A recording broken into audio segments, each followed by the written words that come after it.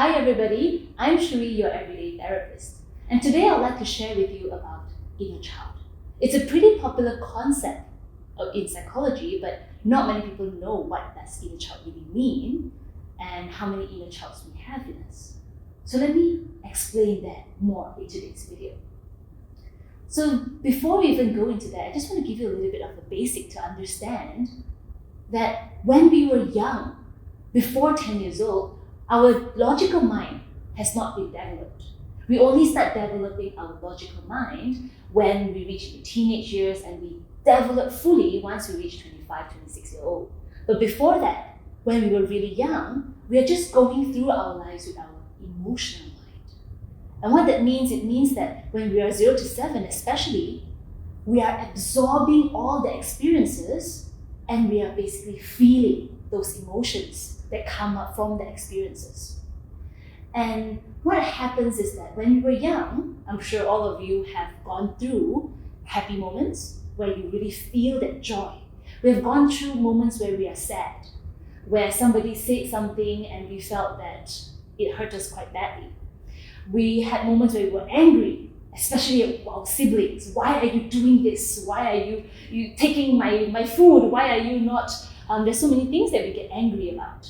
And there are times when we get jealous because the other kid has candies and we don't have candies. And there are times where we get so playful that we are playful with our friends and our family, and we're in the playground and we just have all sorts of creative, curious ideas. And at those points of our lives, it may seem like it's an insignificant moment because it's so long ago, but in actual fact, those times are important because at that time, when you develop that strong emotion, that's what we call your inner child, where you experience that emotion intensely. And that feeling, that emotion, gets brought forward to today. Somewhere inside of you, you have memories of different times in your life where you felt that joy, that happiness, that anger, that revenge, that vengeful feeling, or that guilt feelings. And all of that intense feelings that we had back then continues to affect us today in an unconscious way. So let me give you a few examples.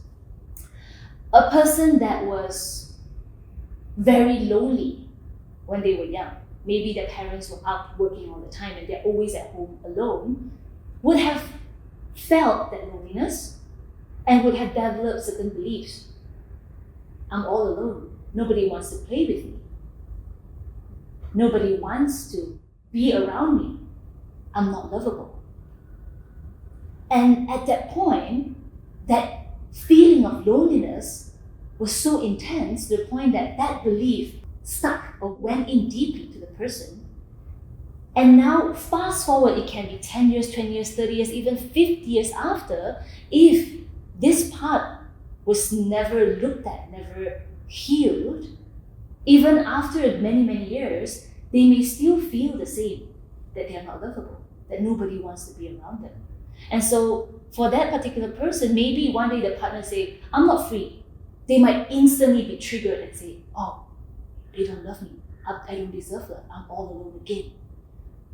And that's just one example. You can sort of see that it can go across many different kinds of scenarios, many types of different kind of emotions.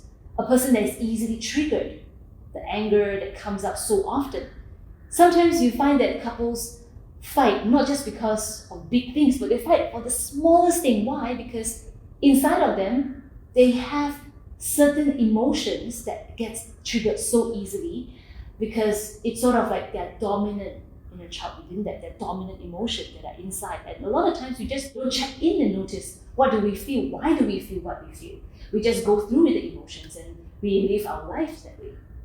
So for a lot of people, all these things that happens in our day-to-day life is completely unconscious, and we feel the impact of it. We just feel the sadness, we just feel the anger, we just feel that dissatisfaction in life. And that is not necessary for us to go through, but it's just what happens to us. And that is why I encourage a lot of my clients to reconnect with their inner child, because the moment we reconnect with the inner child, we will realize which one is our dominant inner child. If our dominant inner child was a playful, happy, lovable one, we will always feel love all around us. But if our inner child is that sad, alone, angry, vengeful inner child, we will always feel bitter about the world around us. And so when we reconnect with the inner child, we're not just connecting with it, but what we do, especially in my work as a hypnotherapist with my clients, I work with them to connect and to reparent or to nurture the inner child so that the inner child don't feel that sad anymore, don't feel that alone anymore, and don't feel that angry anymore. So that that inner child can actually feel love, feel joy, feel contented. And that work is very, very powerful because the moment you connect back with the innermost part of you, the moment you learn that there is more to that reality that you have built when you were so young, that's where your life begins to change. That's where you feel empowered. That's where you start feeling alive. And so that's basically my sharing today. If you want to know more about inner child, or if you want to just go through to reconnect with your inner child and reparent your inner child, just reach out to us anytime and I'll be happy to help you. And if you want more content, just come on to our YouTube channel and subscribe to us and just click the next video and learn more about hypnotherapy. So till the next time, see you again. Goodbye.